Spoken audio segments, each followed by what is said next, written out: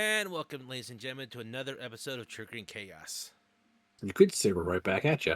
Indeed, I'm your host, Soul. This is my co-host, M. Today we're doing a bit of a Hi. fun episode for Semi-Perfect. We're doing Kirby. Right back at you, or Hoshino Kirby, or Kirby of the Stars, I believe it's strictly translated as. I But yeah, couldn't tell you. most people will remember this show as Kirby Right Back at You, the four kids dub and slight rework of the Kirby anime. Yeah, I guess you would call it a Saturday morning cartoon, really. I mean, that's I when I mean, watched it. yeah, I watched it every Saturday morning on the Fox Box because I didn't get Teletoon, I didn't get Cartoon Network, but I got YTV and Fox Rochester. I mean, I'll be honest with you, that's why I remember watching it as like Saturday morning cartoons, and like this really fits the definition for it. It And came I out mean on. that in the best way possible, honestly. Oh yeah, this was one of the reasons why, as a tween, I woke up.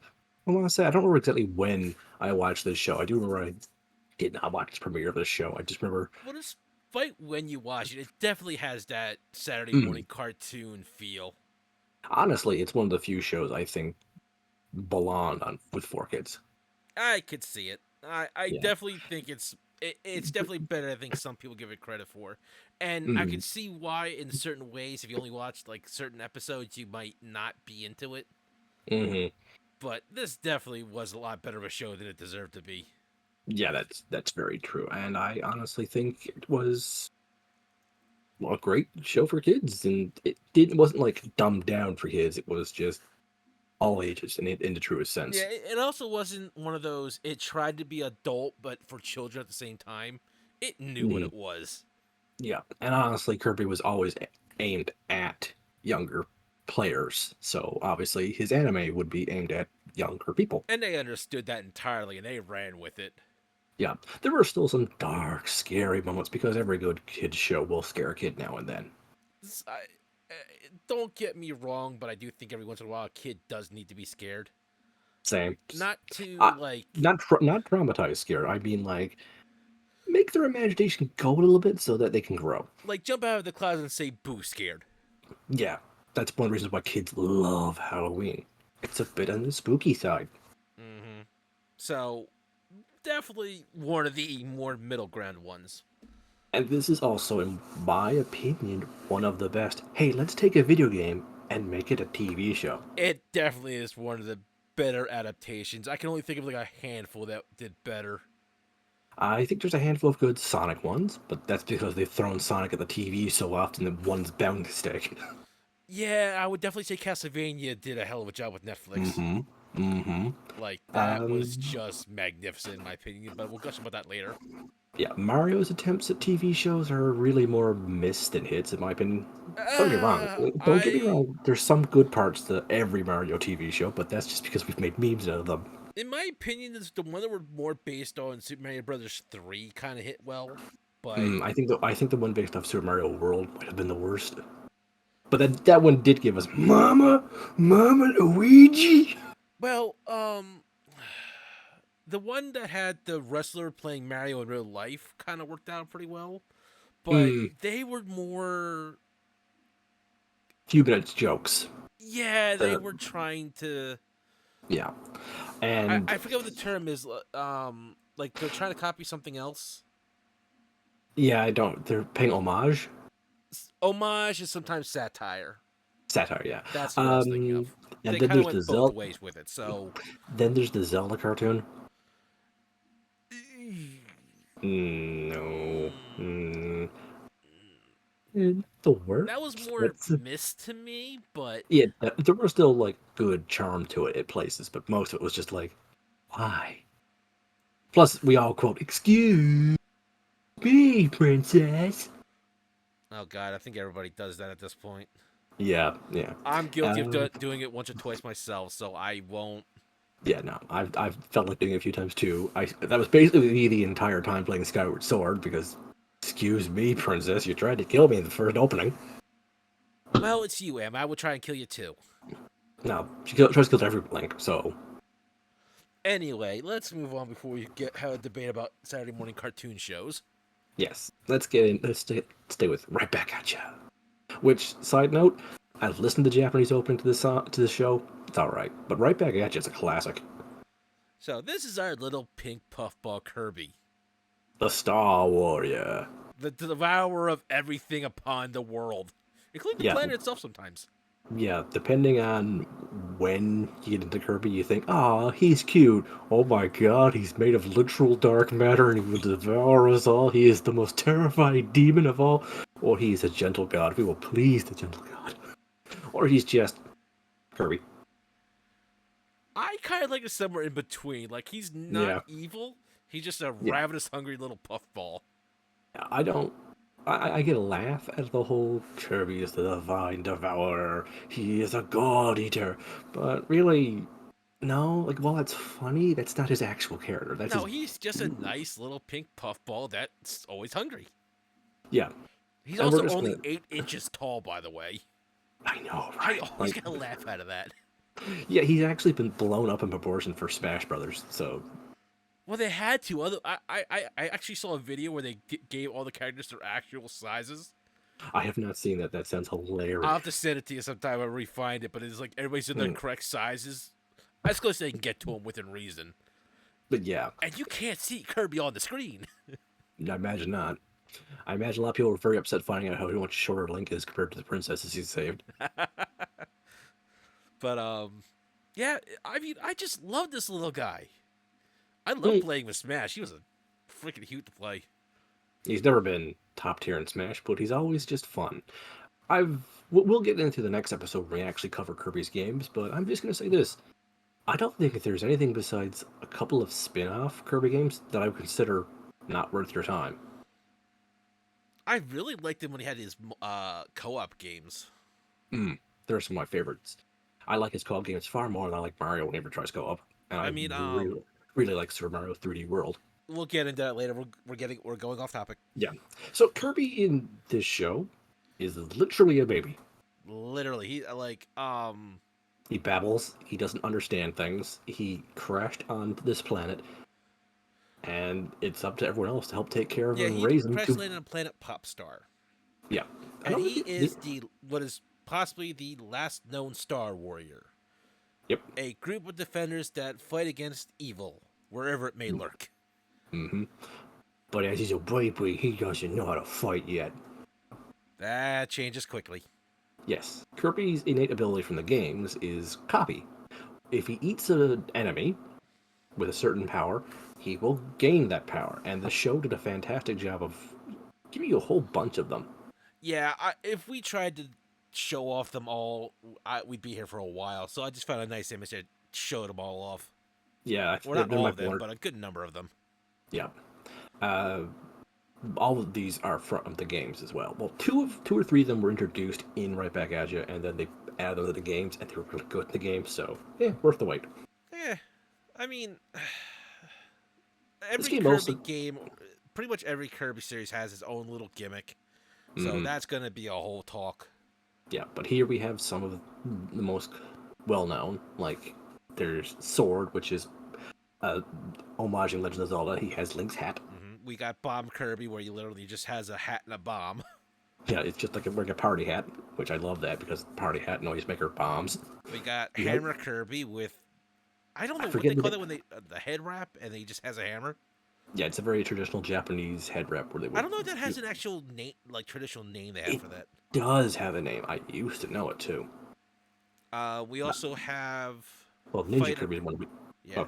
Yeah, Fire Kirby's where he's homaging Ryu, wearing Ryu's headband. We also have Ninja, where he's wearing the ninja helmet and has a little ninja sword. That's always been one of my favorites in the games. I'm just gonna say that. I just like the He, helmet. he also has Mirror Kirby, which he's wearing the two-colored gesture hat and reflex attacks. God, I love Mirror. It's so powerful in some games. I It's not in love most games. Spark. Spark was always overpowered to me in some of the later games where you just pick a shield around yourself. Mm. One of Kirby's most powerful weapons, Parasol, where he doesn't wear a hat, he just has a parasol. Yeah, that Yes. thing did a lot better than you think it would.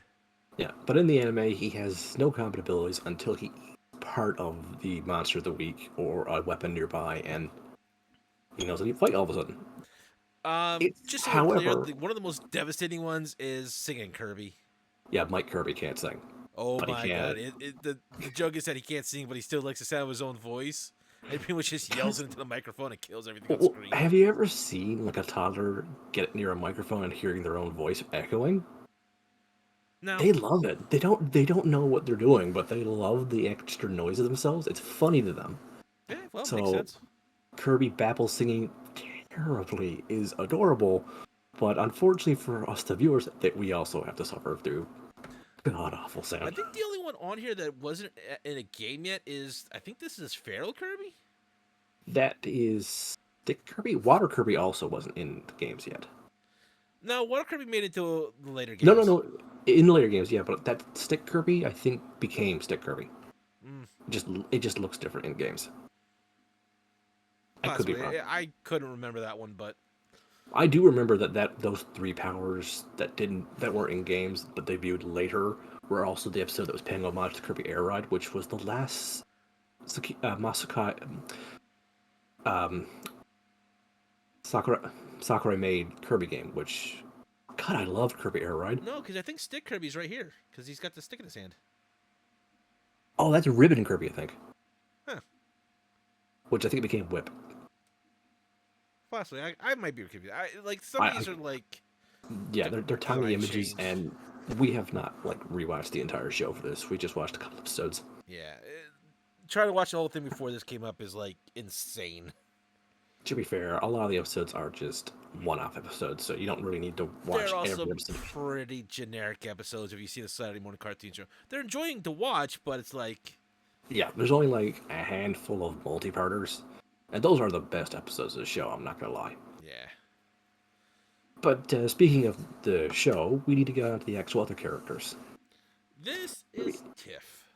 Yeah, she is the moral guardian for Kirby. She's a young girl who lives in the castle because her parents are the chancellor, prime minister. I forget. The Her parents don't matter. They barely factor into the story at Yeah, all. they're just there to sometimes offer moral support or just show that Tiff and Tuff aren't orphans. Yeah, You know, try and get rid of that cliche. but Tiff is. We don't know her age, I don't think, but she is light. She's definitely the second smartest character in the entire show. Yeah, uh, yeah. She's Nobody in this planet is really a rocket science. most people here, I'm pretty sure, need to be told daily, don't eat the glass. I think there's only like 6 intelligent people out of the entire planet. Yes, you could And argue one guy's intelligent, but his ego gets in his way of his own brain. yeah, to be fair, like I said, there's only like 6 intelligent people, and One of them's a tree. yeah, go figure with that one. Mm-hmm. She Yeah, also Tiff, kind of acts as depending on Kirby's how you view it, guardian. yeah, depending on how you view it, she's either Kirby's big sister or mother figure. I always got to feel more of a big sister because she is Yeah, not, in my opinion, old enough to be a mother. yeah, I never got motherly from her because she doesn't know how to properly scold Kirby.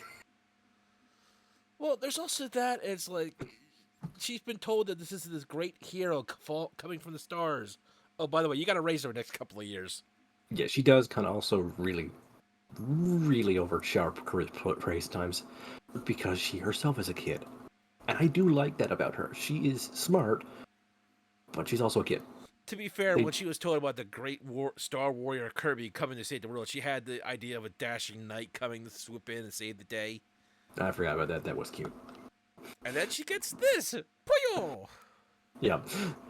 I think Kirby's the only character who didn't get dubbed over. They just left his Japanese in there. Actually, no, he did get a different voice actor. Yeah. Go. It doesn't really matter. No, Uh, because I think it's more of Kirby. a tone thing than anything. Mm-hmm. At least they didn't pull the Japanese versus North American box art thing with Kirby. Yeah. Japanese Kirby's always smiling, North American Kirby's always scowling. You can't make Kirby look mean, though. He's too cute. If But you yeah, see an angry Kirby, something's wrong. We'll get yeah, on that about a minute. yeah. But overall, Tiff is a very good character for kids to watch. And I she think means well, but and she doesn't she always have the also, answer. because of her inexperience as a child, she recently makes mistakes. Mm-hmm. And like many others throughout the show, she underestimates Kirby because, He's a baby. yeah, he's literally the youngest person on this planet currently. Actually, I think he still might be hundreds of years old. I just don't know how his aging works. Okay, by definition of it, Yes, he's mentally the youngest person there. He's the one that makes sense. You need to tell. Don't put the fork in the outlet. don't eat the outlet. We don't need Spark Kirby right now. Oh God, no. Along with Tiff, we have Tuck. Hurry up. Lolo and La La are two references to HAL Laboratory. Yeah, I forgot about these two. I just really like the episode about them, where we Funny find thing out that is, when I was looking up images, they didn't even list as main characters, and I I think know. the reason why is they don't really do much. No, they basically float in the background, play with either Tiff or Tough. Tough is the other character we'll talk in a minute. They're just I like them because they're referencing Eggerland, one of HAL Laboratory's first video games before they were basically a Nintendo second party. Yeah, but I don't have any problems with them, and I thought they did fine. It's just like when you're looking No, through it, they don't leave that big of an impression because mostly they just agree with Tiff and play with the two almost like they're like some secret guardians. I just really liked the episode that we find out that these two are actually one monster split into two, and then Kirby got split into two because that was the episode joke. And I thought it was a really good, fun episode. I completely forgot about that episode, but Hey, there's like 70 episodes, I think. You're gonna forget a few. yeah. But let's talk about the next character. Her brother, Tough. So Tiff, Tough. He's the younger brother. He's the mischievous one. He's not the dumbest character on the show, but he can be kind of impulsive. Well, he is. I want to say Tiff would probably be like around 12 ish. Yeah, he's probably eight So at oldest, I want to say. so Tough is really just a young kid. He's a He boy gets wanting to go on an adventure. He wants to. he wants to be a hero, Yeah, and that does lead to him doing positive things and and negative dumb things. things. And oftentimes he gets Kirby into trouble. But what I do like about him is if he gets people into trouble, he takes responsibility and tries to get people out of it. There's an entire episode where Tiff and my favorite character follow him around as he's trying to find a cure for Kirby because I think he got Kirby sick. And they And keep rescuing him, but the thing is, he is still seriously trying to help Kirby. He's doing the right thing. He just doesn't know that he has two guardian angels. yeah, and he, like I said, he literally is by like an 8-year-old wanting to be a hero. So everything he does is, to an extent, by his own imagination, is the correct thing to do. Mm-hmm. Like standing up, wanting to try and resolve things by beating up the villain. Well, he's a bad guy. What are you gonna do? Yeah. And It's not to very mention, literally, we are raising a Star Yeah. Warrior to go beat up villains as it is. So And he is Kirby's. He does see himself and act like Kirby's big brother. He is protective of Kirby too, and Plus, Kirby enjoys he spending time with also him. tries to inspire some point of adventure inside of Kirby too, because how to Kirby's passions are food. yeah, food, and more food. Oh, and sleep. Gotta have lots of sleep. Yeah, there's actually a reason why Kirby eats so much. I'll pause for a moment before going to new characters and explain this. Sure.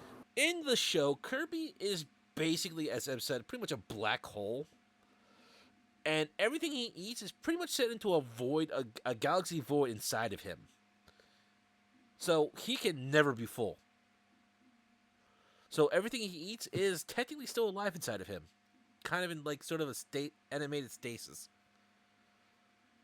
So he's basically the walking shadow realm. Yeah, pretty much.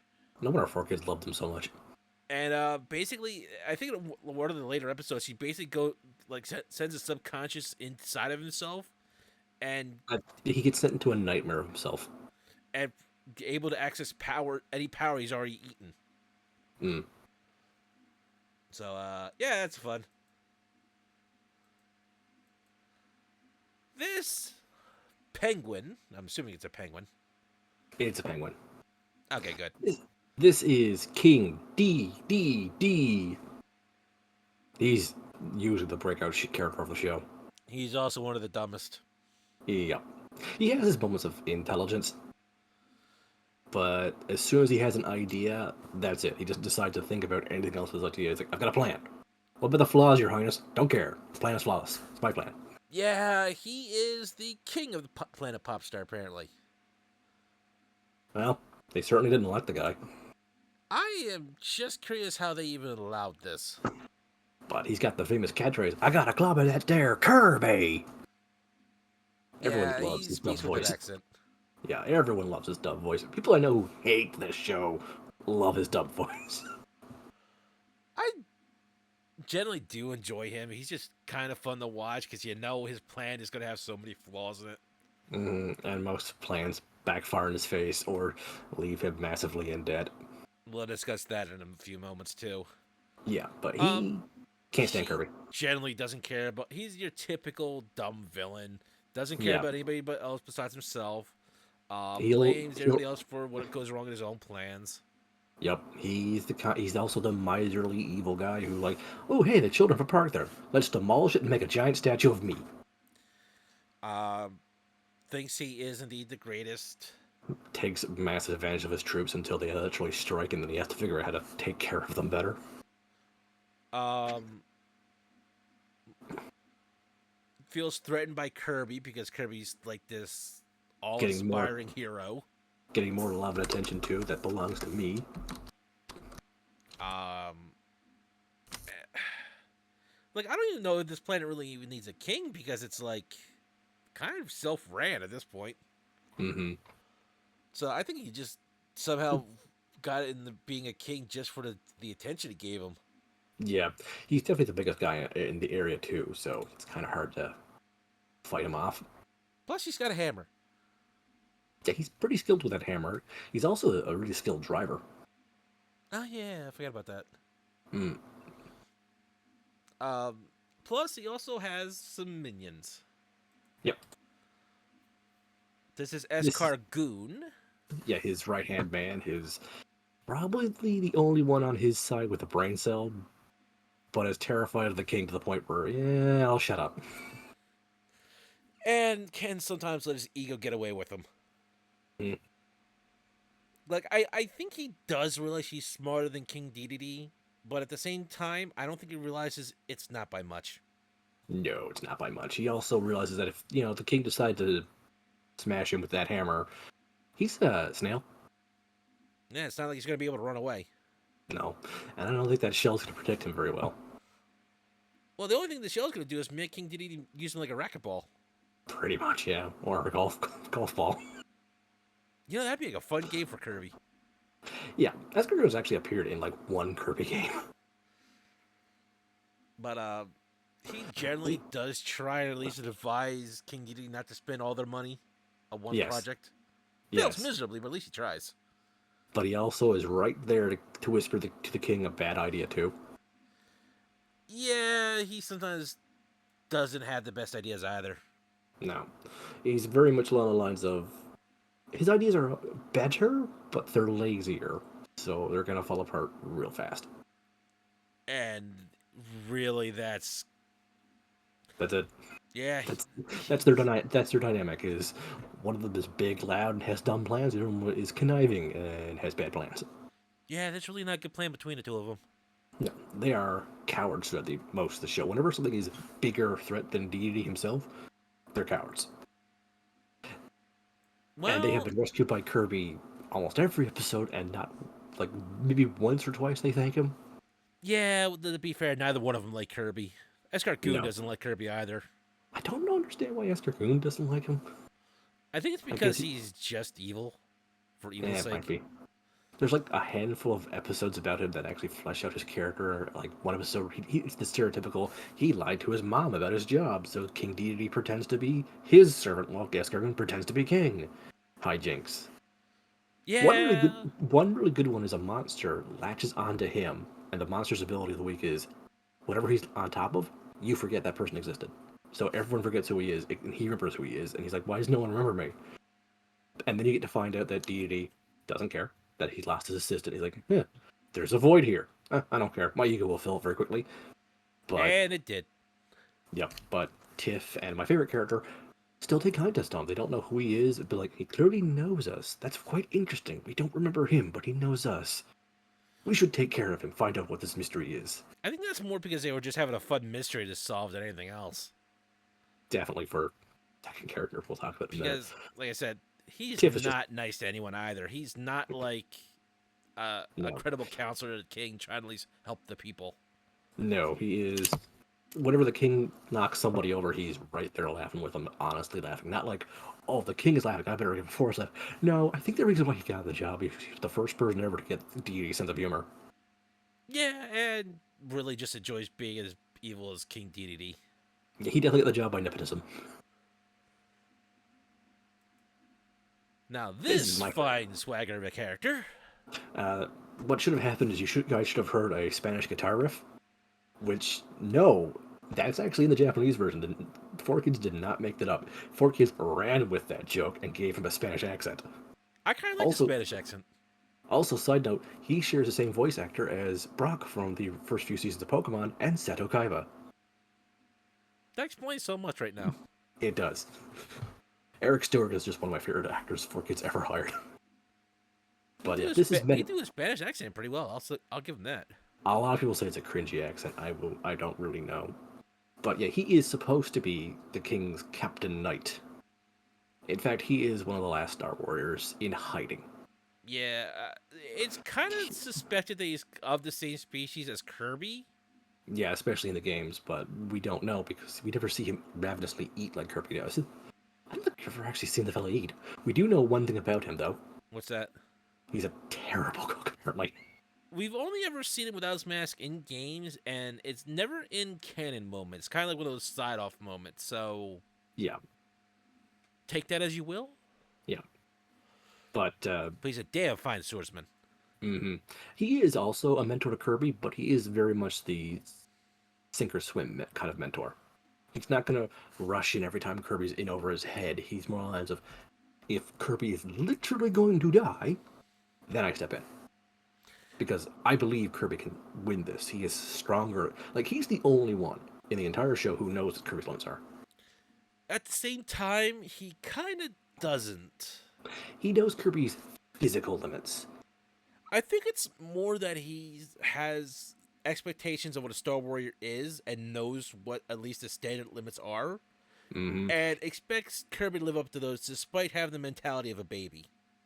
Which tells you maybe he had some rough training in his early years, too. Fair. But Or, he's lost so many of his fellow Star Warriors, he's also somewhat shell shocked. and since he is a veteran, he knows what they're going up against. And to be fair, some of the stuff Kirby went up against was pittance compared to the end stuff. So He also is aware that even though he is supposed to be was always seen as the legendary Star Warrior, he's like, no, I don't have the ability to beat the final boss. Kirby does. I'll just get Kirby to the final boss. yeah, because there are other Star Warriors that have been like clearly different species. So what exactly Kirby or Meta Knight is never explained. I kind of like that. I always got the impression from how you and our other friend explained the Mandalorians to me, they were once a species, but then became a people. People could join the Mandalorian style.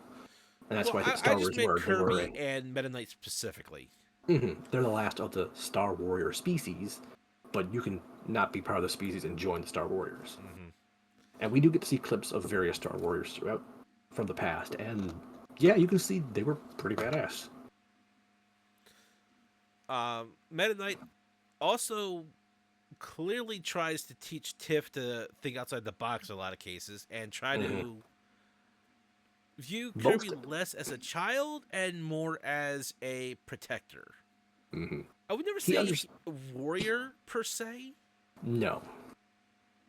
but he would definitely need the skills of one. Yes. He's also not completely utterly stuck up. There's several times where Tiff knows like the king is up to something evil, and Meta Knight's just sitting back. Yes, but this is hilarious. My favorite example of that is the king is selling illegal figures of characters, like basically selling amiibos before amiibos were a thing. And Meta Knight's reaction to finding out that his is the super rare collectible one that kids are going to fight over. Huh, I'm a rare collectible. Neat. In the Japanese version, apparently his lines are along the lines of, "Oh, they're making new Star Wars toys again. Finally, I'm a rare one." Implying that as a kid, when he was younger, a younger Star Wars, his was a common one. I love it. There's the episode where DDD introduces Channel D, giving Dreamland its first TV station, and he's actually sitting back on his couch watching TV with his two flunkies, and he's like, "This is hilarious." Wait, don't tell me you like it. I know it's brainless, but you gotta have some fun every now and then, Tiff. Get your head out of a book. Books aren't everything. I He just loves. remember sometimes where they just watched King Dedede get his just desserts. Hmm. One of my other favorite times is when Deity's like, "You're my knight. You're supposed to go do what I say. Kill Kirby." Your tire is loose, and he kicks Deity's car down the hill he just drove up. He is just. There's not a bad scene with him, in my opinion. He's just a joy to watch because he honestly gets some of the reactions the fans really would think about in this Hmm. show. But the best thing about it is they didn't overuse him. He wasn't in every episode. Some episodes he's literally just there in the background. A couple times he just gives like 3 word advice to Tiff and then walks off. But when he fights. Yeah, his sword is a special sentient sword that only certain warriors that can use. And if you're not Mm, chosen, the sword doesn't choose you, it turns you evil. Go figure. or electrocutes you. Or both. Or both. I don't remember turning evil. I just remember shocking one I character. read it in the wiki when I was getting pictures. Hmm. But overall, they Meta Knight is a perfect example of how to tweak a character because in the games he started off as a bad guy. And In then, the anime, he's always been Kirby's ally, but he will also fight Kirby at the King's order, totally not to train Kirby in how to fight without his absorption powers. we have Sword Knight, one of the Meta Knight's followers. Hmm. The He's dub mostly there just to be there and to support Meta reference the Knight. games. Yeah. And then we have Blade Knight, who's pretty much the exact same thing. Only they have a joke with him that he's literally almost impossible to understand. It's alright, it's alright. Yeah, I think the only people that understand him really was Sword and a Meta. I think Tiff kind of understands it, but they gave him an accent. I don't remember what exactly accent they gave him. Well, it felt like at least at first Tiff only got the general idea from like Yeah, motions and gestures. pretty much, yeah. But his catchphrase is "alright, it's alright." In the Japanese, I think Yeah. they also gave him a really difficult to understand. So this pain in the ass is Tokori. I'm getting tongue Yeah, tied here. it's a hard name to pronounce. He's a dick. He's a dick. He spends the entire show basically being the anti Jiminy Cricket Kirby. Yeah, he literally kicked Kirby out of his own house, Hmm. and with no apology, makes Kirby oftentimes sleep outside the house. Mm. And if he can take advantage of Kirby's stupidity, he will. He's basically got the same opinion of Kirby as King Dedede and Esker Gundu, but only he'll be like, well, if I can get Kirby to do this, I'll benefit from it. Still can't stand a little brat. I mean, he's not as evil as King Dedede. He's just more of a jerk. Hmm. He does generally understand that there is a limit to where he should go with this, and if people push back, he's screwed because he's tiny. Yeah. Which I think is half the reason why he has that chip on his shoulder for it all. Hmm. But man, how much of a dick to be to kick someone out of their own house, claim it's theirs, sleep in a bed, and make the guy sleep outside of it? Especially when they're a baby. Yeah, I know, that's just really terrible. Yeah. He's a jerk. People tend to like him for humor's sake. Eh. And I find him funny. This is a wild dude. He commands the Waddle Dees. I don't know if I saw his image of that. If he doesn't, I sent him one in the chat just as a reminder. Yep, I But will find that. I'll grab that in just 1 second. yeah, the Waddle Doo is basically the commander of King Dedede's forces, which are Waddle Dees. Yes, it is one giant eyeball it has. Yeah, that's kind of their thing. He just has one big eyeball, and he is just there to Yeah. oversee things.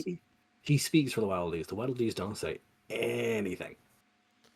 I But they, forgot they don't have a single line. yep. In the Japanese, he has a very high pitched voice. In the North American version, he has a very deeper voice. He He doesn't even really have a does. mouth, so I don't know how he's talking. I mean, either. I mean, when you find out how they eat by just osmosising food that gets put next to where their mouth should be, it's hilarious. Because Dee freaks the fuck out. Yeah, to be fair, I'd freak out too. Yeah, basically, just these are just the reason why King Dedede is the king is that he has command of Waddle Doo, who has command of the Waddle Dees. He has the standing army of Dreamland. The Waddle Dees, while braver than the citizens, ooh, that didn't turn out well. But yeah, that's a Waddle Dee. It's just a Waddle Doo with, you know, two eyes and a general shape of a face. Yeah, it generally has a spear or a parasol or some type of weapon it tries to work with. Yeah, these guys are brave in numbers, but if you scatter a handful, they run. Just Yeah, like I said, their biggest threat is that there's a ton of these guys, and they actually have pretty good teamwork. yeah. Although one episode they get thrown out by penguins. All right, let me find out Like where we actual like were. Okay, yeah. Tokiri, what'll do. Okay, so this little guy, well, I shouldn't say little because he's literally the size of like, Mm. I guess, like a tower structure, I guess you want to say? Yeah, I want to say the tower structure. This is the Great Cabo. Kaboo! Send the warp star. Yeah, the Warp Star is Kirby's magical star that he flies around in game. It lets him It's fly also around his. in this one and lets him summon the magical star rod when he eats this ride, then spits it Yep. out. This is kind of Also Kabu is is the his one that source of life. Kabu is the one that foretold the story of the coming Star Warrior. How he knew, nobody knows. He just knows stuff. Mm. And then after that, he's pretty much just the home base for the Warp Star. Yep. Maybe makes an appearance every once in a while, but then that's it. You know, for being so ominous and knowing all, he really got the short staff afterwards. Basically, it's just their once episode whenever Tiff yells, "Send the warp star." Okay, Emmy, you sound real quiet all of a sudden. No, sorry, I'm having technical difficulties on my own. But is that better? No. Okay, let me try something else. Please stand by, folks. We're having technical difficulties. That better? Yes. Okay, for some reason, I touched the wire to my webcam, and the webcam decided to be the main microphone. Okay. It doesn't have a micro built in, I don't think. That would be an issue. It would be. There you go. Okay, there you're back. Okay. But who basically just is there for once an episode to send the warp star because Tiff's one of Tiff's catchphrases, "Kaboo, send the warp star." And then Kabu opens his mouth really wide. Warp Star comes Warp out, star. And that's it. and we never see him again for the rest of the episode. Yeah. Mennonite comments, "It was a smart idea to hide the warp star here. DD will never find it here, even though every episode Tiff yells, 'Kaboo, send the warp star!' DD's often standing right next to her. And But it's then not you, like King Dedede doesn't know about Kabu. yeah, but then you have to remember King DD is an idiot, so maybe that is why he doesn't know where it is. That makes sense to me. Maybe he thinks she's doing reverse psychology, and he's trying to be smart, trying to outsmart her. Or maybe Kabu just moved. Uh, So, this is probably like the fourth or fifth smartest person in this show. it's Wispy Woods. If you've played a Kirby game, you've fought Wispy Woods. Yeah, the funny thing is, he's not a villain in this show. He gets used as a villain once because of other people's manipulations of the poor guy. He just doesn't want to get chopped down. I can't blame the Also, guy. he doesn't want all those apples eaten by Kirby. To be fair, one's easier to accomplish than the other. Yeah, but as a sentient tree, he is capable of defending himself with the roots and vines. Yeah. He's also the first world boss you fight in every Kirby game, and he's always the easiest boss. Yeah, But somehow you think he would learn and just went, "Yep, Kirby beat me." See, nope, I didn't win. Nope, he went right on by. Just waves Kirby along, not even wanting to take any. well, a lot of times he gets manipulated by other people, so it's not his choice. You know, people say Knuckles is an idiot. I think Wispy Wood's the real idiot. I just say, you think at one point he would have been like, just wave Kirby along, just tell the boss like, "Yeah, he beat me, totally beat me." Didn't even wanna. Or maybe he does, and Kirby just thinks he has to beat him every single time.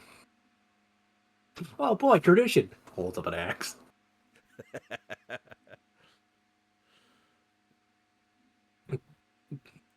Okay, so now we're getting to somehow The the meat Cappies. of the town, and Yeah, somehow the people that aren't important at all most of the time. yeah. This is Chef Kawasaki, another enemy from the Kirby games, who gives Kirby the cook ability.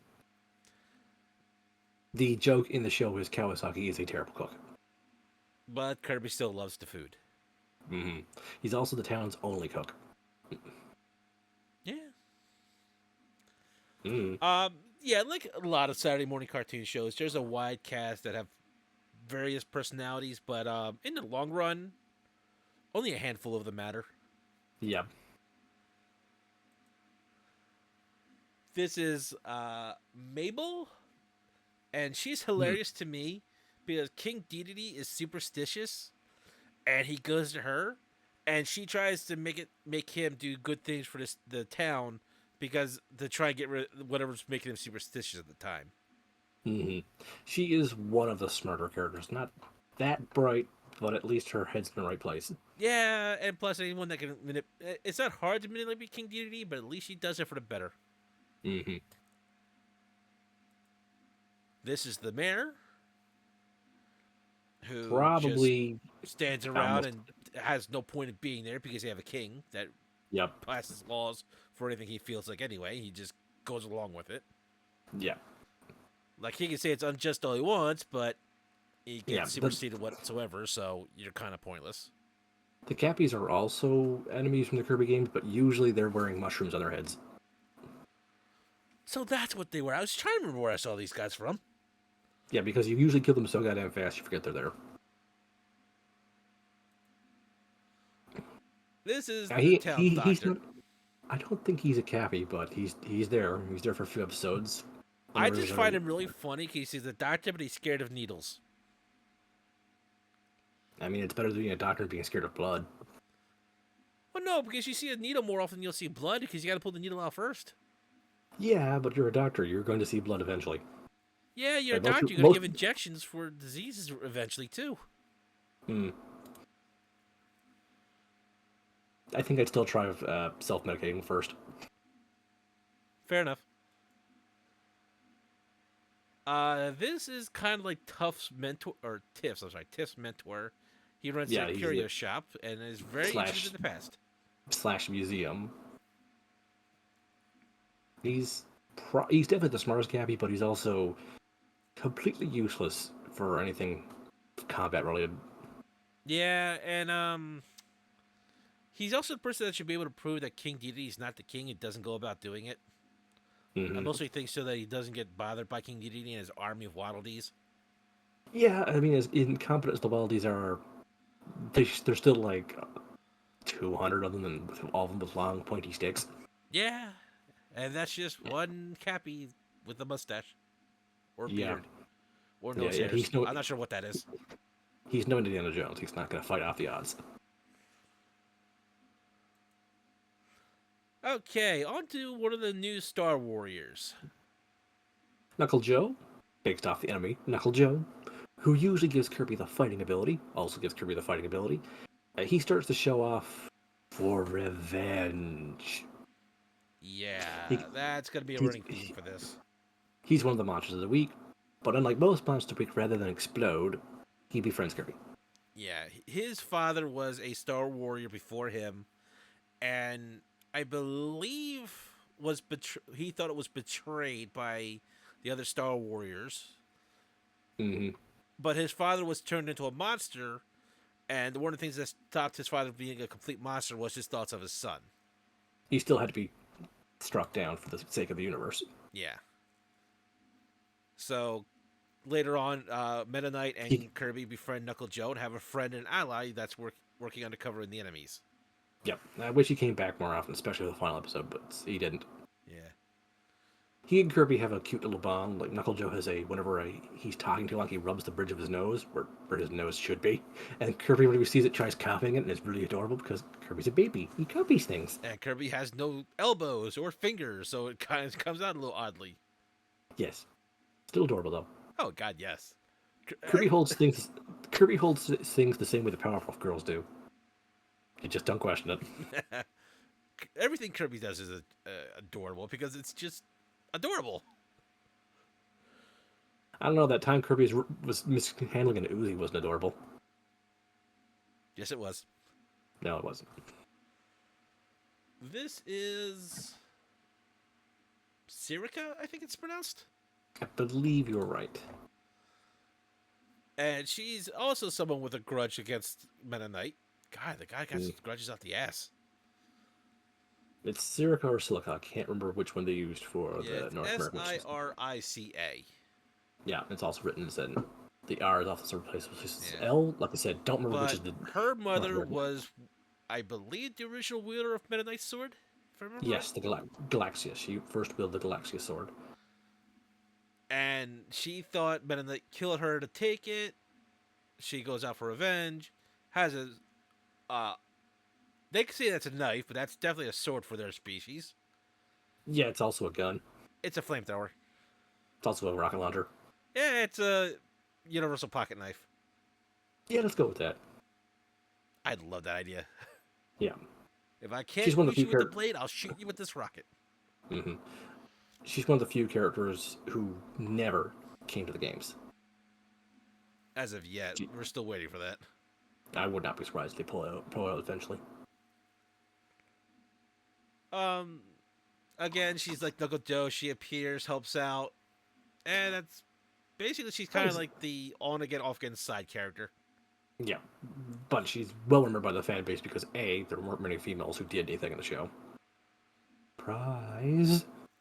B, she gives Meta Knight a run for his money, which we all love Meta Knight, so any episode that's focused on Meta Knight is going to get very well remembered. I also think Meta Knight didn't want to hurt her because he... Well, her mom literally died to save him, so he's got massive survivor's guilt. The show does not pull punches sometimes. You can actually see Meta Knight has some big issues from the big war he was in. Mm-hmm. And see, everyone loves a good sword, knife, gun, rocket launcher, flamethrower. Especially when they know how to use it properly. Mm-hmm. Now this one is kind of a goofy one.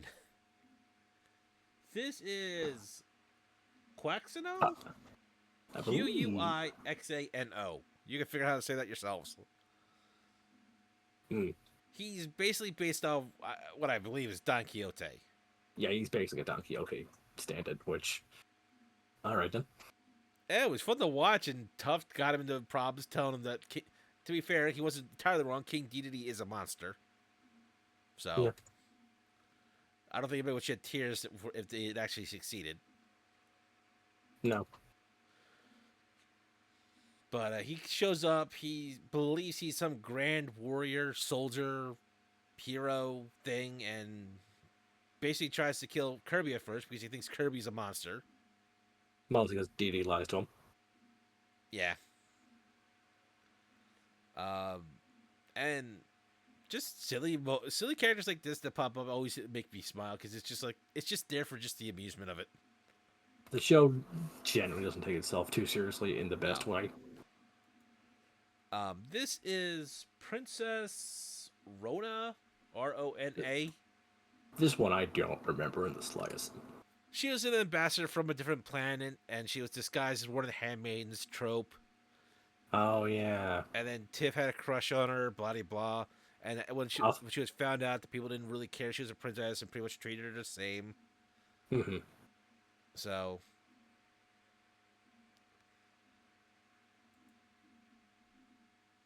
So this is Nightmare. Mm-hmm. He runs the bad guys. He is the final villain. He runs NME, which is small e, large N, small e, large M, small e, large E. And he also makes the Crimson Chin jealous. Yeah, I know. He's the very first final boss of the very first Kirby game. Yeah. No, Um. wait, no, wait. That was King Dedede. He's the second final boss. Oh He's yeah, from that's the. right. He's the first one from the NES, the console, because Kirby started off in the Game Boy. Yeah. So pretty much he is a back character. Like you don't see him for a good while.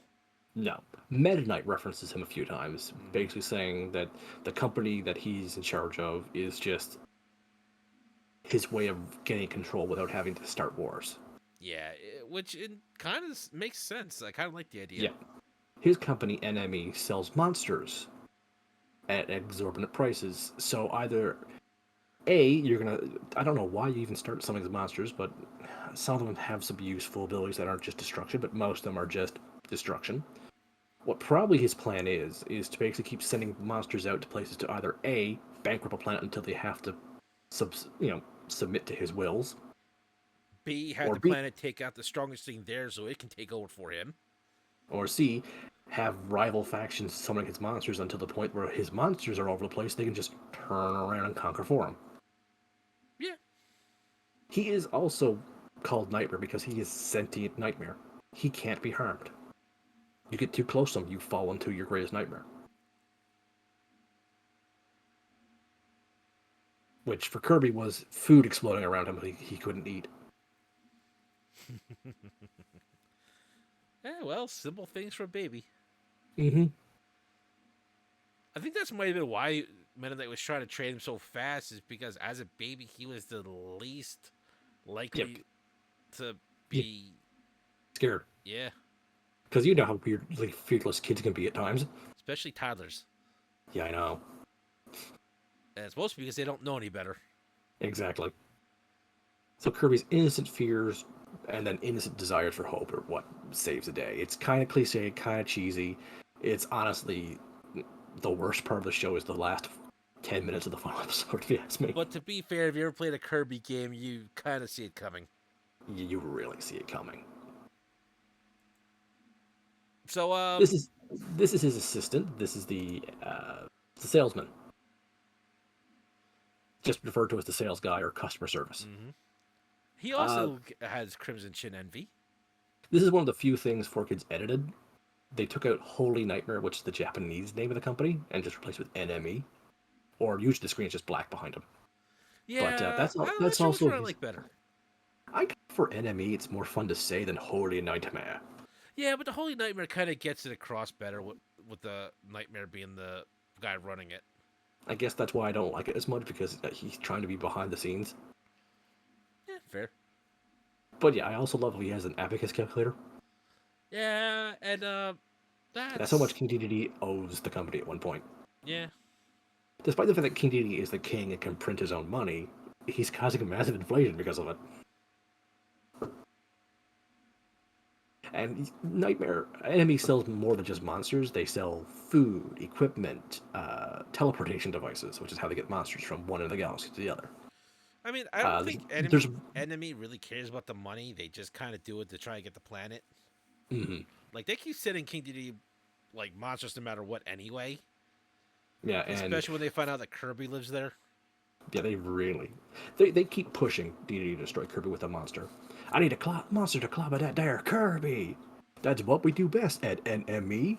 You better get with a money back guarantee. Yeah, I I think love that's that snap also so why much. enemy probably works better. It goes better with the theme song. Mhm. But there is this really short joke with this guy. He's not very He's tall. short. On the screen, he always looks larger than life. I mean, those are Also, some God, short. He's got no legs. he's got no legs. He also has a very elongated arm. Yeah, because that's his elbows going down to there, so he can literally just walk on his hands. Yeah. But he is voiced by Dan Green, so you know he's got a lovely baritone voice that would basically sell you sand in the desert. I do like. I honestly think I do like the Frankenstein like appearance of his head. Hmm Like He's a He's a pretty well designed villain. Yeah, especially when he sells monsters, you think the Frankenstein head. It's kind of a fitting matchup, in my opinion. He's definitely a monster made by enemy just to sell things. But he's in pretty much every episode with a slick business plan to get King Dedede out of trouble, but gets him in more trouble. There's one episode I remember so well, is that he sells specialized potato chips that are going to make Kirby fat and useless that Dedede also gets hooked on. So then he sells a fitness instructor, Macho-san. The Japanese version is way better of that episode. It's the only one I think you have to watch Japanese, where the dance song is so hilariously good. Even Mennonite dances at one point. Yeah, to be fair, the potato chips Although did most nothing of the to time you just Kirby, stand. if I remember right. They did make Kirby huge, but because of Kirby's unique physiology, he just vomited them all up like he normally vomits up powers. Oh yeah, that's right. But he tries to press DDD and Kirby through a doodle pressure to get them thin. It's basically just abuse. It's hilarious because the episode ends with Kirby using mic power. uh, Just when you guys are done listening to this episode, look up Kirby Macho-san. It's good. so this unique monster is called Wolf Wrath. You want to know what his Japanese name is? What's that? Chili Dog. Wolf Wrath is better. Wolf Rat is better. This is one of the most beloved episodes because it's a very Mennonite heavy episode. It's because And of this monster here that met up with Sword and Blade. yeah, you get to find out why the Sword and Blade are so loyal to him. You get to find out what basically some of the worst monsters the war had, because Wolfrath poisons Mennonite, the best fighter they have, and he's out of commission that episode. Also, Blade and Sword also wanted to be chefs at one point. Mm-hmm. But due to their loyalty and wanting to make sure the universe doesn't, kick it, they stick with Mennonite. Yeah. He rescued them when they tried to rob him on the streets. Yeah. Because it was a galactical war. They were going through hard times. Banshee was the only thing those two could think of. He still saved them from this, and they got away from it. The enemy brings it back, and it quickly overpowers everything. I think it's also the first time Kirby uses the Galaxia Sword. Could be. I think that might be the episode that it happened. Mm-hmm. Now, I just thought these were silly. Oh, yeah. So, totally this is a listened to Jurassic the show Park, the Island of Dr. Monroe references. So, the guy sitting on top of the dinosaur, I forget his name, it's like Dr. Monroe or something like that. He takes everyone's DNA and crosses them with dinosaurs. And why? Because it's cool. it just gets silly. Yeah. But it's like the fun silly. Yeah. Like, don't take this show seriously. Oh, God, no, please don't. This is one of those best shows you watch for the laughs. Look at this and try and take it serious. For some reason, all I can picture is that yelling is, do your homework! No! I don't want to do my homework! You know what this looks like to me? More of a bat than a pteranodon? I was going to say someone put a wig on a Zubat. Like, that's exactly what it makes me think of. Oh, yeah. Someone got a Zubat, painted it yellow, and put a wig on it. Why they would do that, I don't know, but that's what it makes me think of.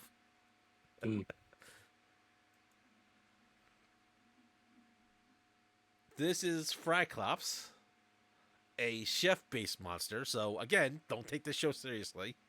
Yeah. Also, Japanese still sometimes have problems drawing Chinese people. This is actually one of my favorite monsters. This is Satan Frog. It clearly wasn't called that in the 4K dub version. Well, I still like the name. I mean, you're not wrong. He basically lands on top of your head, goes into you, and makes you evil. And the more evil you are, the more of a power-up it gives you. So this is King Dedede under the frog's effect. Yeah, this is where Buff Dedede from All Stars comes from. And this is Kirby evil. which also brings up an interesting point. Hmm? It's mentioned that you have to have malice inside of you for the frog to be able to possess you. This proves Kirby isn't 100% innocent. Which doesn't surprise me. No, I'm Have you just ever saying, like, have you ever anybody that been says around a Kirby's toddler? 100% innocent, no. He's largely innocent and pure, but Again, have you ever been around a toddler? yeah. Because you can't multiply 0 and get anything out of it. Hmm. Now, this little freaky thing, well, I shouldn't say little. Yeah, a couple of years ago, when the Nintendo 3DS was brand new, they made a bonus episode of Kirby Right Back at You, re-getting the 4Kids dub, and released the episode on the 3DS. This episode was in proper 3DS 3D. And It's it's kind of a mix between an elephant and a lobster. it's hilarious. Like, you can probably find it on YouTube now anyway. I would recommend it just for the hilarity of it. It was a free bonus episode that Nintendo made for us. It was just fun. And this is an axe with arms and legs. It's also a monster. Look, some of enemies' creations are really ingenious, really insidious, and then there's This. Like, I don't know how else to explain this other than just say this. I mean, it is Whitspy Wood's greatest nightmare, though. I'm just curious about three things. One, how does it tell where it's going? How does it get orders because it doesn't have any ears? And who's getting paid for this? My question is it top heavy? Very. Constantly crashing to the ground? Either that or the monster sitting in front of it. The answer to your question, most of your questions, is bloodlust. It's filled with pure hate for all living things that can see and hear, so it senses those who can see and hear and chases them endlessly. Unfortunately, it's top heavy, so it keeps getting stuck in the ground. Now, these are just more of the generic ones you see whenever Meta Knight's giving a background Yeah, explanation. I like the walls in the background. Yeah, It I was going to feels say that almost makes me think of something, but I can't think of what it is. Ibukimon from Digimon. That's it. Thank you. Is it Ibukimon? Oh, I can't remember the name. Goemon, whatever Goemon transformed to Yeah. before it becomes Some Zudamon. sort of crab-like monster. And a wolf that's really willing to box you. I'm going to say like a Kanga wolf. Let's go with Kanga Wolf. He's the champion of Down Under. Oh, I'm God. terribly sorry for the accent. I'm terribly sorry for the accent. Okay, maybe I'm not. Now, this is probably one of the weirdest ones for this. Kirby goes to school. Meets And, of bullies. course, there are bullies. Because what school is complete without bullies? Here they're using him as a racquetball. Whee! So then the three bullies get stood up to by the gang. So the gang decides they want revenge on Kirby and the others. And they get turned into this monster. I'm not even kidding. Yeah, like we said, don't take the show too seriously. I have no reaction to give. I'm just sorry, but I think they were more effective as being three separate people Probably. than a stack 'em up. Like, I just don't know what the plan here is. There's no arms. There's no. I think there's either them coming out of the ground or that's their legs. I think all their feet became legs. And I think this is like a pre-hand style tail or mohawk thing. But Yes. I just don't see this as threatening. Are you supposed to see it as threatening? Oh, that's the one. Maybe you're supposed to laugh until you collapse. That'll work. I think they can separate and try and roll you over, but this is just not dangerous. Yeah, this show is just weird places. But I mean, I like the idea that it shows that they can take ordinary people and make them into monsters. Maybe not the best concept for monsters, but Yeah. And it's just enemy would throw anything at the wall and see what sticks. yeah, I mean, I think one episode they tried to turn Kirby into a monster. I don't remember it, but I can definitely see it, so let's go with that. Yeah.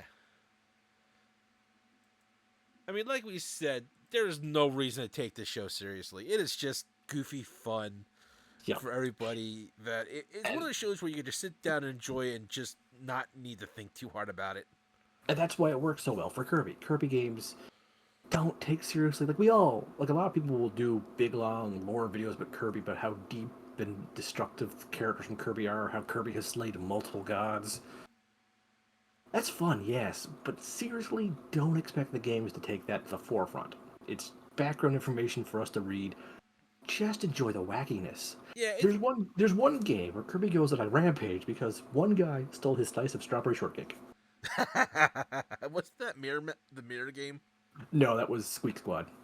Oh yeah, that's right. Yeah. That's it. You find out that the final boss is some sort of dark, malevolent god, but that didn't matter to the game at all. The entire point of the game is Kirby want a kickback. I That's it. forgot about that. So when you take things too seriously, you kind of ruin the charm of Kirby want cake back. I mean, to be fair, this is also the game where Kirby took a giant frying pan, threw it around the sun from Popstar, it boomeranged back, and served everyone food.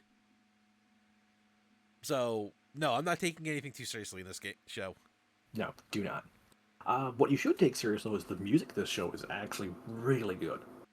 It's Kirby's fun. It fits the mood, and like I said, the right back at you intro song is just really fun. Yep.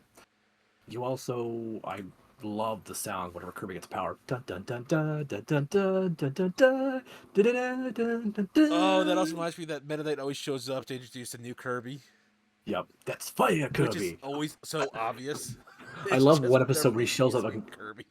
there's one episode he shows up with fire Kirby. What? Sorry, I haven't anything to say for a while. Because he hadn't been in for a few episodes. So Like, again, they kind of lean on the fourth wall in places too. They never full on break it. There's also a wonderful YouTube project where people are trying to reanimate the episode where King Dedede makes a cartoon. Meta as fuck. I mean, like we said, it is just a generic, good old '90s Saturday morning 90s, cartoon early show. early 2000s cartoon show, yeah. There's nothing too deep. It's got a few more lessons. I think the biggest downfall is that it has so many characters, but They do nothing. yeah, like the Um, mayor's pointless. The chief police is useless. I don't remember if this was one of the shows that 4Kids forced to sing the U.S. national anthem. I remember they made Sonic do it. I remember they made the girls from Mew Mew Power do it. I remember they made another show do it. I don't remember the name of that show. It was a girls' show with fairies. I don't know. I always skip that one when it was on Fox. I don't remember this one doing it. No, but you do remember Sonic doing it though. It was weird. No, I don't remember that one either. But I might have stopped watching a lot of cartoons at that point. It's possible. I think the Turtles also sang it because it was around the time the 2003 Turtles were out. Yeah, Look, that was when 4Kids was really pushing that no show exists outside the USA. but On a side note, this always gets people mad at me, but my favorite version of One Piece is the 4Kids One Piece. eh. I just didn't like One Piece very much. But this show had a lot of veteran actors in it as well, so the quality of the acting is quite good. It's not a lot of a lot of anime around this time had either really cringe voice actors or really good ones, depending on if you got 4Kids or Ocean Dub, you were guaranteed, oh hey, quality actors. But you remember some early 2000 animes with terrible dubs, don't you, Soul? Oh God, do I ever? So the show might be a little bit on the cringy side in places, but it's fun. I really recommend it to anyone who wants to know why is Kirby so beloved. It really does, in a sense, capture everything that makes Kirby as a standout on its own. Mm-hmm. It's just, like we said, a lot of the characters seem pointless. Like there's even the three animal companions from one of the Kirby's Dream Land 3 are in this, but they're Two or so. three. I think they're from 2 and 3. I could be wrong. I know they're definitely from 3 because I had that for the SNES. Okay. I think maybe they were in two. Three of them were in 2, and then they introduced like 3 more in 3, I think, Mm-hmm. or 2 or 3 more. But the point is that like they're in here and they do absolutely nothing. Like they show up, say a few things, and like you never see them again. Rick is Australian for some reason. Maybe just to make him different. Probably. I mean, I know the fish has a crush on Tiff. I think they should be dating, so go figure that one out. Mm, Um, the owl is just there to seem wise and is pretty much a teacher essentially. But like I said, they're there for like a few episodes, like 2 or 3, and then you never pretty much see them again. mm, Despite doing so much in the actual video game. mm. Um, the inhabitants r- really are just Background noise. yeah. I mean, a few of them are interesting to watch. Like the mailman used to be a biker. Um, They try and help out in places. like Tiff and Tuff have some friends their own age, but they're not really memorable. I think my biggest problem with, as much as they know that King Dedede is an awful king and a terrible person, they just let him get away with shit. That feels more like the cartoon standard Yeah, uh, ignore that plot hole thing. because I mean, at first it's because he has the army of Waddle Dees and they're just village folk, Yeah. so I can kind But of at the same understand that. time, until the king leaves the castle, their lives are idyllic. Like, Yeah, despite the fact the king is going into debt, they're not going into debt. however that works. Again, Saturday morning cartoon logic. Yeah, I But don't don't go really into question if you're watching this for just for the humor and fun of it as a kid. You don't really Yeah. question it that much because you're kind of used to this kind of thing. Now we're old and cynical. Yeah, cynical is definitely a word for it. But It's just a fun show. yeah, I know we've said that several times, but it's really the best description of it. it's the best thing about it is that there's nothing here I can really criticize because it's just there for my enjoyment and it does what it's supposed to. It entertains me. Yeah, like it could have gone into more world building. That wasn't the point, though. All the things we want for it, the show basically looked at it and goes, "Meh, we don't need these. Throw it the window." Well, the thing is that they were lore building about the Star Warriors a little bit, which is they gave us Enough. tidbits about it, Yeah, but never enough that we could go, oh, well, then if this does make sense with this doesn't make sense with that. yeah. They want you to use your imagination for a lot of the stuff too. Yeah. Like, Meta Knight should be way more traumatized than he is. He isn't. Kid show. Like this isn't Steam Universe. The show's not going to have an entire subplot about dealing with someone's PTSD. No. And if it did, I'd be questioning about how, because of the fact it's Kirby. Yeah. You know what? You know what the other thing is? It's got great animation with Kirby. For a thing Yeah. that doesn't have any elbows, no fingers, or really legs, he emotes with his. He pretty much speaks a lot in sign language. He does an amazing job with it. It's also one of the few animes I know that combine CGI and anime very well. There's several times DD switches from a 3D model to a 2D model. Kirby's often a 3D model, and you can't tell because Kirby's roundness, it works. Mm-hmm. Now, there are some CGI you can tell it's CGI and it's bad. Yeah, some of it was the. I know the 3DS episode that we got for free had a lot of that, but Because it was entirely 3D. yeah, but it was also free, so I can't really complain. Again, no. The actual show itself, several times, like, some animated scenes are done 3D, and you can just tell, like, that doesn't fit what was just there 2 seconds ago. No. But they're quick and over and done with. It's clearly they used their CGI budget pretty intelligently, like a lot of stock footage was CGI, but that means they only had to do it once, and they Yeah, saved the time stock on it. footage of summoning the Warp Star got old real fast. So is Kirby's transformation. It's always the same. Every time he gets Fire Kirby, it's always the same Fire Kirby animation. Yeah. One time, I though, mean, they pulled a joke on us and thought we were getting Fire Kirby, but the food was just so spicy, even Kirby couldn't eat it. yeah, I mean, I can't kind of excuse the Kirby gets a power one being reused because it's like there's only so many they bring in the show, and each one's pretty much just him doing a backflip and getting a hat. Yes. So they could have done a little bit more. I think like 1 or 2 got unique transformations only because of a special. Yeah, they were only there for limited time. Yeah, and sometimes they just get that and just put the hat on them for time's Mhm. sake. Which thank God because if they did every time it'd be There's some episodes where he goes for like 5 hours. yeah. I mean it's not a long sequence, but it can add up. Yes. As much as I like that song will get ruined. It's the same way as in a handful of shows, I like the stock music in places, but if you overplay it, no.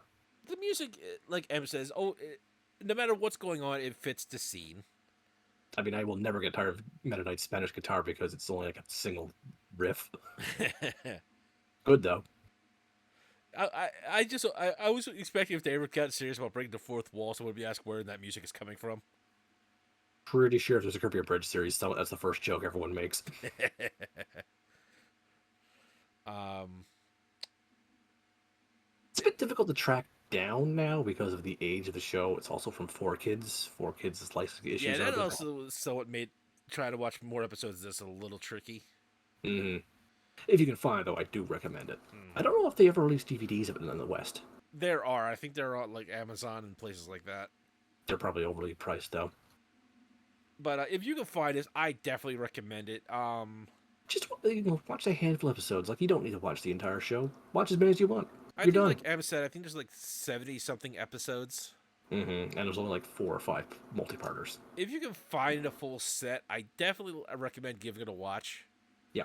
Um, Just read the description of the episode if it piques your interest. Just, so I would say, I know we didn't say it for the Fives episodes. It's only because in America we can't get the actual episodes hmm. technically. Yeah. Um, so, but I would definitely, given at the time of it, whatever price there, I think it was probably like $20 per DVD at the time this was released.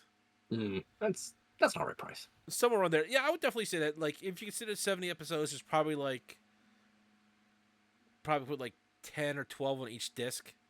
That seems like a decent price. Like I wouldn't like you. I would pay $60 for a box set, no more. And that's me paying 60 Canadian. That's cheaper than South Yeah, Canada. I would give it. I would get if you get the whole 70 episodes, just to make it easier. I would definitely say somewhere between $60 to $70, in my So I'm gonna opinion. check how many episodes there were too. I'm just saying, like, assuming there were the 70 episodes, Mhm. because, like I said, I can't fully remember my memory Swiss cheese. Oh no, there's about 101 episodes. Oh, well then, never mind. 60, 70 is definitely a good price for me. Yeah, no. 60, 65 for me. If you see the entire box set for all episodes, grab it for that price. Yeah. It's good. It's fun, and some really smooth animation in times. Now, Like, next time's episode is going to be the Kirby video games. mm, just a general overview. We won't be covering every Kirby game. I I we'll definitely be covering at least two of our favorites each. Mm, Probably one of but them we're will not. line up, but we'll get there when we get there. Yeah, and I will mention the one Kirby game I consider bad. I'm gonna have to ask you about that when the episode's over because I'm curious which one that is. Mhm. Regardless, though, if it's either the Kirby anime or the Kirby games, you're in for a fun time. Mm-hmm. Don't expect to be like challenged mentally by either the anime or the games. But there's nothing wrong with every now and then something simple. No, I generally when I used to have my old 3DS and I was going on a car ride, I would pop in either the remake of the SNES game, Mm, which I can't remember what it was called. Ultra Star. Yes, thank you. Or Kirby Squeak Squad. I always would pop in Robobot. Oh, I forgot about that. I forgot that was the 3DS. That's we'll get into there when we get into Yeah. there. But regardless, like I said, there's nothing wrong with wanting only intellectual stimulation. But there's also nothing wrong with every now and then, like, I'm done overthinking. I just want to watch a cartoon where a pink puffball saves the day. Uh, I think Kirby really emphasizes the one point is this is just for entertainment. Just sit back, relax, and have fun. Yeah. So I will leave it off here, and we hope to see you next time. So I guess we'll Thank you. just have Thank to you. see you next time, folks. Thanks for joining us this episode. We'll come up with a better outro eventually. Yeah, eventually we're also in the process of getting some better art for our backgrounds. Yeah. We'll see how things go down the road, but we're going to try and upgrade things. And because none of you commented, we decided to do Kirby. But Yeah. if someone really wanted us to do a different video, well, now's your chance to comment to us. Yeah. Also, you can let us know how the sound works and how the video looks. I've been trying slightly small improvements here and there. Hmm. but it's slow going only because I only got so much time to mess around with OBS, Yeah. and I think my CPU is just really bottlenecking everything. Like, I'll be honest with you, this thing's only got 4 cores in it, and like the standard nowadays is like 8. Pretty much, yeah. We'll get So, you a better computer eventually, Soul. well, let's hope my car bill doesn't kill me. Anyway, folks, Can we just go back to Saturday morning cartoons when we didn't have to rip up bills? I wish. I think that's why the show is still so good to us. It Yeah. reminds us of the simpler times. Anyway, folks, We have bills. we'll see you next time. Have a good one. Take care.